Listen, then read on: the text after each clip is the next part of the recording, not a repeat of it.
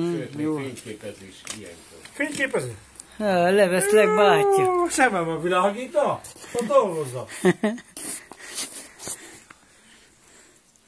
Hát én 10 akkor, hogy ott lakjak, majd bátya. Hát ott már intéztem a sorsod én ma. Igen? Mivel? Hát csak olyan, nem mondtam neki. Most ott volt a kocsmában. Tényleg? Ja. Mit mondtál neki? Jó, hagyjad. El sem merem magam sem mondani. Mondjad már. Nem mondom meg. Mondd már meg. És nem mondom már meg. Jó Jól csinálom. mondom, az a faszi. Te testvéred, neked kéne vele beszélni. Mondani engedd a házból. De betyára. Te ma oda engedtél volna, igaz a bácsi? Ó, már régen. Igaz, Egy kocsit is vettem volna neki.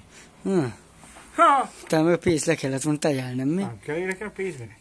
Na, ilyen após kéne nekem látod. Mi a pénz? Mondja már neki.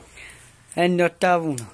Azt is, ha. Ez csak egy fogyó. Ruhát is vettem volna, minden. Kocsit, mindent megvettél volna nekem. Minden.